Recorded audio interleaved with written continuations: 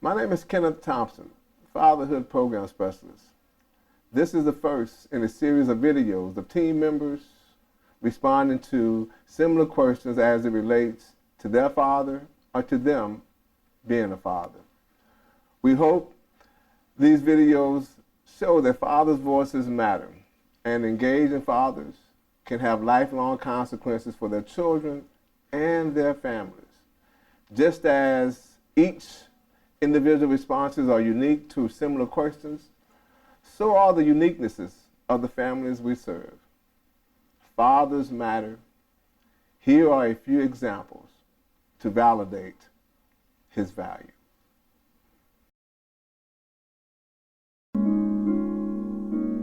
Thank you for shaping my life.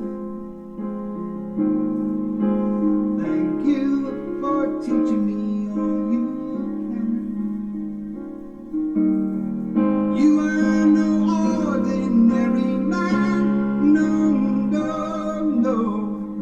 You make me everything I am. I think some lessons that I've learned from my dad is that parents are not perfect.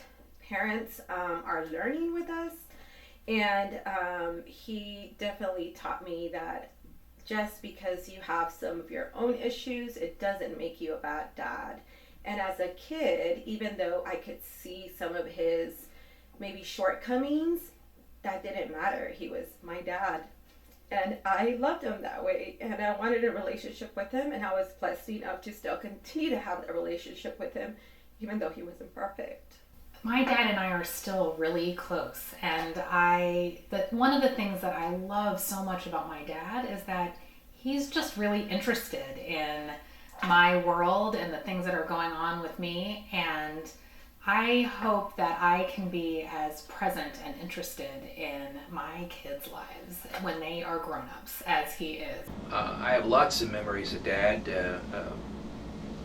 Memories of my father. We built a lot of model airplanes together. My dad was in the Air Force for 20 years, and so we would take time when he got home from the base to build models. Another thing that really stuck with me is every night he would read me the old classics, Oregon Trail and Last of the Mohicans and things like that.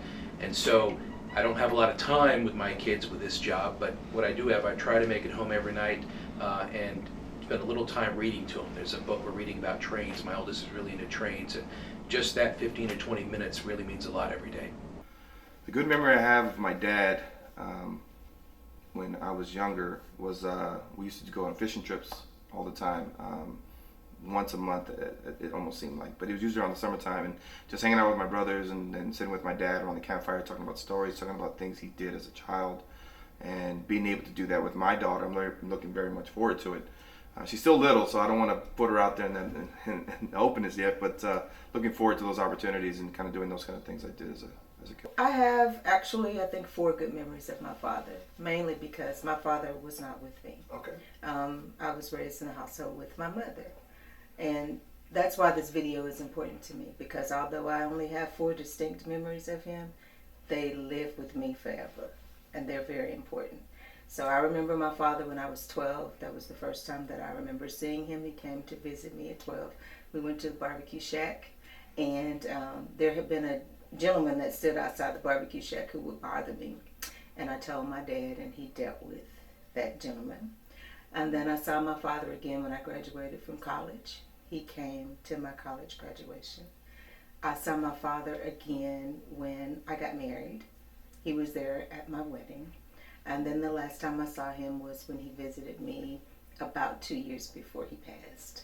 So I have great memories of my dad. And the last visit, he was able to apologize to me and help me to understand the life that he had lived and why he felt like it was better not to be there with me and for me. My father instilled in me early on working hard. We weren't really close, but I wouldn't trade it for the world. He's still my father, and it wasn't until I had went into the military and realized, and it was probably me the whole time, not much my dad, and we got along so well after that. So I was really happy that we connected in a positive way before he passed away. But I didn't want my children to go through that. Probably the most important lesson that I learned from my father was to always stand up for what you believe in.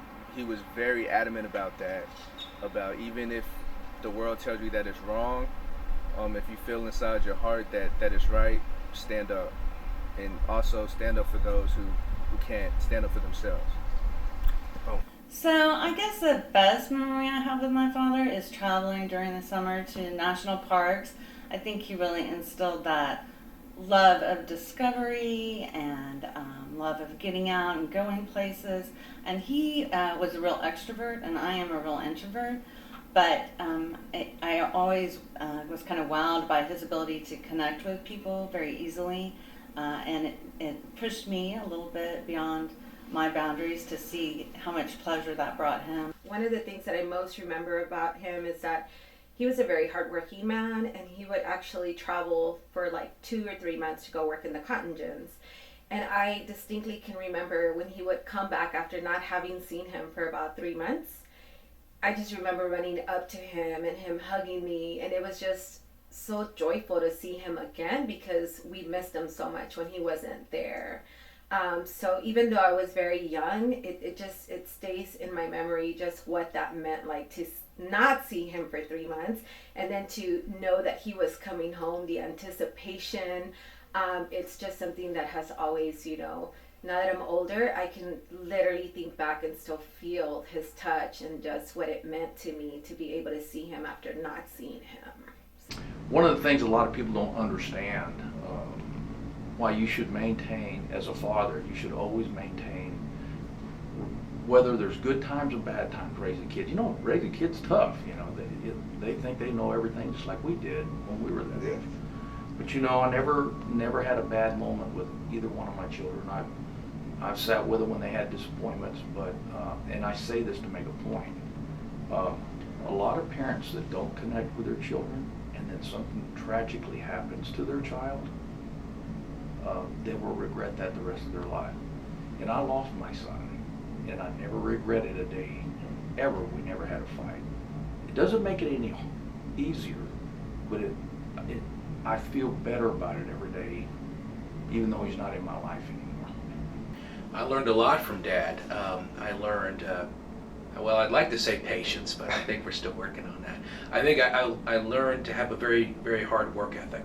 And I think that's really helped me become who I am today. And I learned love from my father. My father really cared for us, took care of us.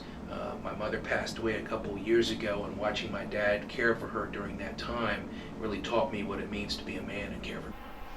As a father, I would like to pass on just the knowledge of our responsibilities as humans in our family name. I feel like our family is very entrenched in providing just different social services to the people. My mother, my father, they both are teachers, educators. Their fathers and mothers were educators, so I feel like that's something that I would want to pass down to him, just to keep the cycle going, to not only uplift him and our family, but others around us. He was very caring and loving to me when he saw me, and he expressed to me that, you're the only child that I have, and no matter what has happened, I want you to forgive me, and I want you to know that I love you.